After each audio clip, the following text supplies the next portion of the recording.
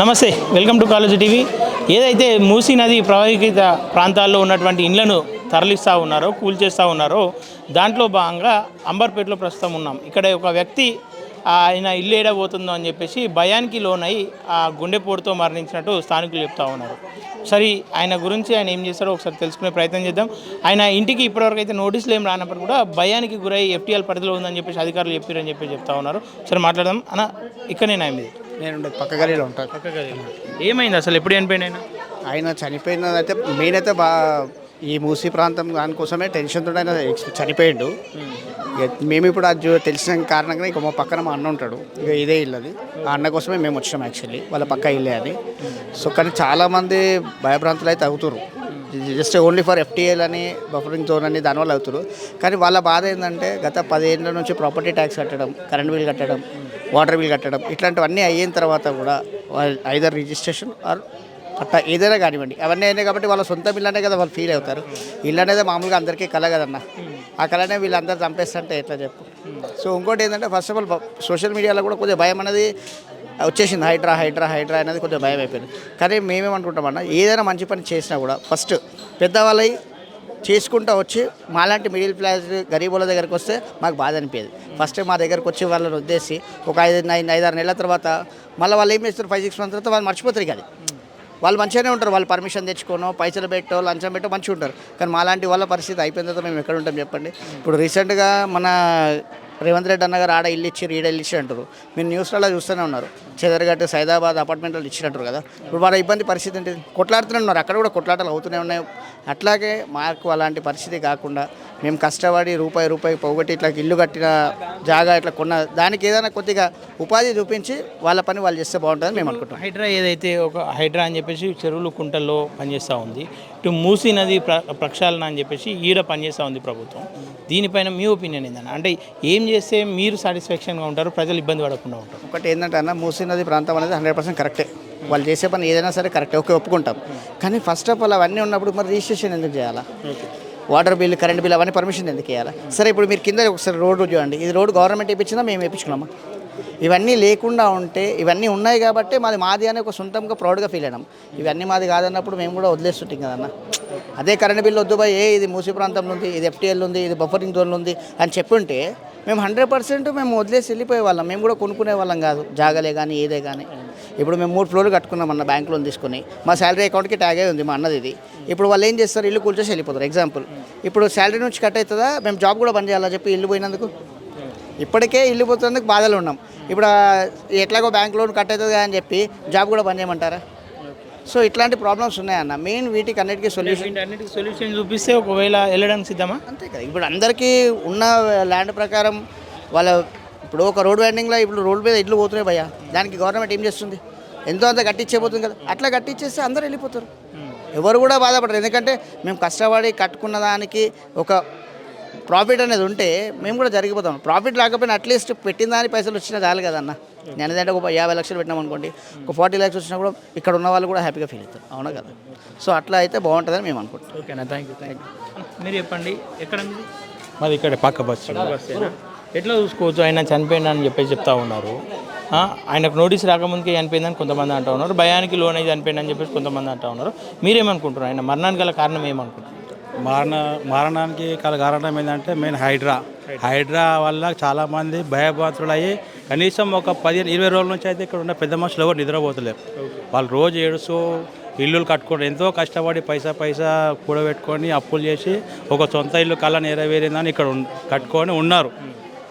ఇప్పుడు వచ్చే హైడ్రా వచ్చి మూసీ నది తీరాన్ని ఉన్నాయి అంటే, ఒక ఎగ్జాంపుల్ మూసీ ప్రాంతం అయితే ఒక్క ఇల్లు కూడా ఇక్కడ మునిగిన దాఖలు, ఒక చిక్క నీళ్ళు కూడా పైకి వచ్చిన రోజుల్లో. మూసీ పోతూనే ఉంటుంది, ఇక్కడ ఏం ఇబ్బంది అయితే లేదు. ఒకవేళ మీరు ఇబ్బంది అయ్యింది, నీళ్ళు వచ్చినాయి, వరద వచ్చింది, కొట్టుకుని అలాంటి ఆలోచన చేయొచ్చు. అలాంటి అవసరం రాలేదు, అలాంటి పద్ధతి ఏమంటారు, అలాంటి బాధ కూడా ఏం కలగలేదు. ఓకే, ఇప్పుడు ప్రక్షాళనలో భాగంగా ఇవన్నీ తీసేస్తున్నామని చెప్పేసి వాళ్ళు చెప్తా ఉన్నారు.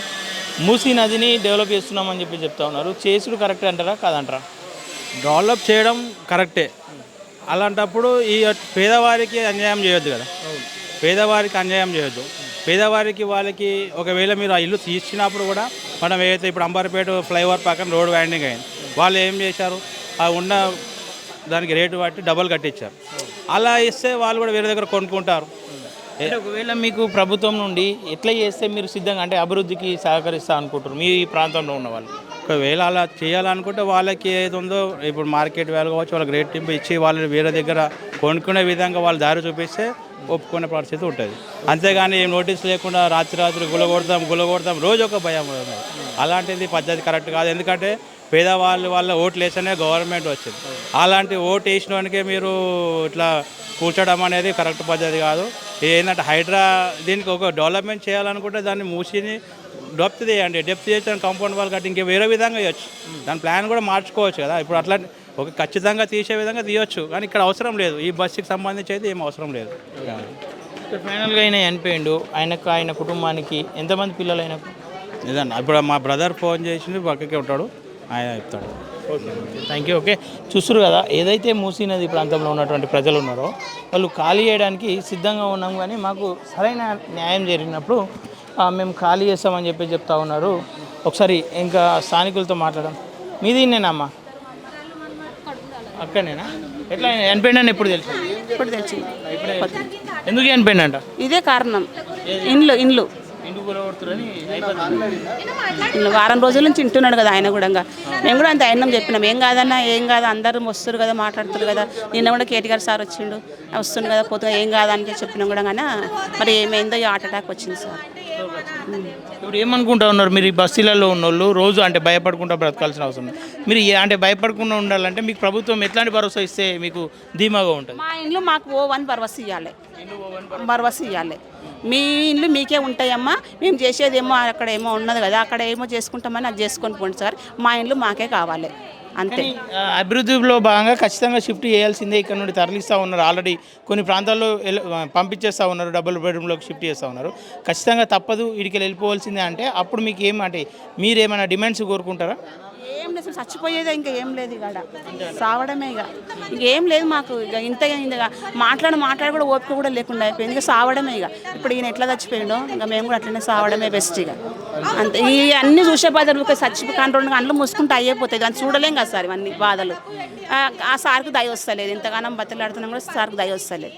చచ్చిపోతాం బెస్ట్ కదా. ఓకే, నోరు ఎండకపోతుంది, మాట్లాడటానికి కూడా వస్తలేదు అంతే. అంటే ఈ లోకల్ ఎమ్మెల్యే మీకు ఏమైనా భరోసా కల్పించింది? సార్ వచ్చిండు కదా, కేటీఆర్ సార్ వచ్చిండు కదమ్మా, ఏం భయపడకుండా ఏం కాదు మేము ఉన్నాము అని చెప్పిపోయిండు సార్ అయితే. కానీ మా భయం అయితే పోలేదు. ఇప్పుడే చెప్పినా, 40 సంవత్సరాలు అవుతుంది. 40 ఏళ్ళు అవుతుంది. 40 ఏళ్ళ నుండి ఇదే ఏరియా మీది? ఇదే ఏరియానే మాది. మా పిల్లలు అప్పుడు కొన్నారా మీరు? స్థలం కొనుక్కున్నాం మేము. స్థలం కొనుక్కొని గుడిసె వేసుకున్నాం. తడకలతో చుట్టుముట్టు తడకలు వేసుకొని పైన రేకులు వేసుకొని ఉన్నాం. ఇప్పుడు పిల్లలకు పెళ్లిళ్ళు అయినాయి. ఇప్పుడు మేమున్నట్టు మా కోడళ్ళు కొడుకులు ఉండాలంటే ఉండరు కదా.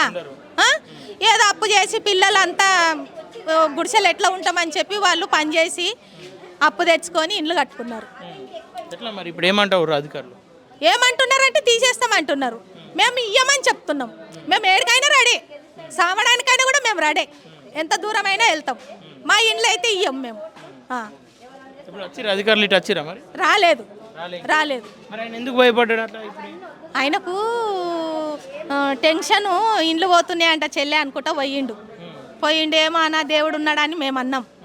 రాత్రి మంచిగానే అన్నం తిన్నాడు. ఇక నొప్పి వచ్చిందని కొడుకులు హాస్పిటల్కి అంబులెన్స్కి ఫోన్ చేస్తే వచ్చిందంట. కొడుకులు తీసుకొని పోయిండ్రు. బిడ్డ ఇండ్లు పోతాయంట. ఆ పిల్లలకి ఎవరు లేరు ఆధారం. తల్లి చిన్నగా ఉన్నప్పుడే చచ్చిపోయింది. నాయనమ్మ 6 నెలల కిందట చచ్చిపోయింది వాళ్ళ నాయనమ్మ. ఇప్పుడు సంసారం బాధ్యత మోసేది ఆయననే. ఇప్పుడు ఆయన చచ్చిపోయిండు.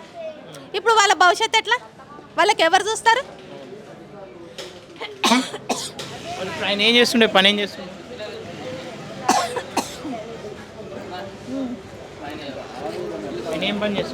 ఆయన ఉప్పర్ పని చేస్తుంది. ఇప్పుడు ఏమంటా ఉన్నారు మరి మీరు కాలనీ వాసులంతా?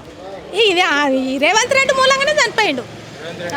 ఆయన మూలంగానే చనిపోయిండు. అంబులెన్స్లో పోయేటప్పుడు కూడా పోతా పిల్లలకు జాగ్రత్త చెప్పిండంట. ఇండ్లు పోతాయి అంటున్నారు, జాగ్రత్తగా అన్నాడు. శ్వాస ఇడిచిండు. ఈ ఇండ్లు పోతాయన్న టెన్షన్ తోటి. మీరేం కోరుకుంటా ఉన్నారు ప్రభుత్వం నుండి? మా ఇండ్లు మాకే ఉండాలి అని కోరుకుంటున్నాం. మా ఇండ్లు మాకే ఉండాలని కోరుకుంటున్నాం. ఆయనే ఆల్రెడీ కొంతమందిని ఖాళీ మాకు అవసరం లేదు. మాకు 4-3 పిల్లలు ఉన్నారు. డబుల్ బెడ్రూమ్ ఇల్లు ఎంతమందికి ఇస్తాడు? మేమే మా సొంత ఇల్లు మేము ఇంత మంచిగా కట్టుకొని మేము డబుల్ బెడ్రూమ్ ఇంట్లో పోయి ఎందుకు పడతాము? ఎక్కడన్నా అడవిలో వేస్తాడు. మా పిల్లల చదువులు ఇక్కడ, మా పిల్లల పనులు ఇక్కడనే, కాలేజీలు ఇక్కడనే. పిల్లలు ఎట్లా వస్తారు? ఆయనకు ఆ మాత్రం తెలివి లేదా? ఆయనకు కూడా పిల్లలు ఉన్నారు కదా. ఆయన పెళ్ళం పిల్లల్ని తీసుకొచ్చి ఆ డబుల్ బెడ్రూమ్ ఇంట్లో పెట్టుమాను. ఆ కష్టం ఏందో తెలుస్తుంది.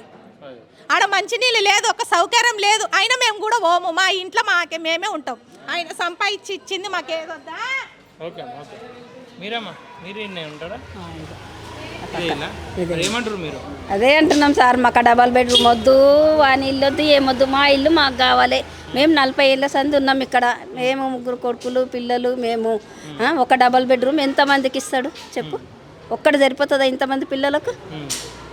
అదే మేము చెప్పేది. మా ఇప్పుడు మీకు అధికారులు ఇక్కడికి వచ్చి ఖాళీ చేయాలని చెప్పిరా? మాకేం చెప్పలేదు, ఇంకా ఇదే పుకారాలు వేస్తుంది. వస్తుర్రు అని చెప్తా ఉన్నారు. ఇప్పుడు అది అట్లనే తెచ్చిపోయింది ఆయన. మాకు కూడా అదే టెన్షన్ అవుతుంది. మాకు షుగర్ ఉంది, బీపీ ఉంది. మాకు టెన్షన్తో మాకు కూడా ఇది అయిపోతుంది మొత్తం. తెల్లందాకా నిద్రలు ఉంటలేవు. ఇప్పుడు మరి ప్రభుత్వం నుండి మీరు ఏం కోరుకుంటా ఉన్నారు? ఏం భరోసా కావాలి మీకు? ఏమొద్దండి, మా ఇండ్లు మాకుంటే చాలు, అంతే అంతే. ఆల్రెడీ ఖాళీ చేపిస్తా ఉన్నారు ఒక పక్క. అదే ఇంకా అదే ఎక్కువ టెన్షన్ అయిపోతుంది. వస్తా ఉన్నారు అనేసి మాకు చాలా ఇది అయిపోతుంది. తెల్లందాకా మేలుకుంటున్నాం మేము. మరి ఏమో అంటారు, రాత్రి పూట వచ్చి కూలుస్తారు అది దాని వరకు మేము కూడా మేలుకుంటున్నాం. 2 అవుతుంది, 2:30, 3 గంటల దాకా అటు ఇటు మేలుకుంటున్నాం. అప్పుడు వండుకుంటున్నాం. మా చిన్న పిల్లలు ఇండ్లు పోతాయని ఆ పిల్లలు కూడా బాధపడుతుర్రు. ఇంత 4 ఏళ్ళ బాబు బాధపడుతున్నాడు. ఆ పిల్లగానికి ఏం తెలుసు? మన ఇండ్లు పోతే మనం ఎడికి పోదాం నానమ్మ అంటున్నాడు. ఏం చెప్తాం ఇక, ఏం చెప్పాలి అర్థం కాదు. ఆ పిల్లలకి ఏం చెప్తాం? వాళ్ళకి ఏం అర్థమవుతుంది మనం చెప్తే? అది సరే అమ్మా.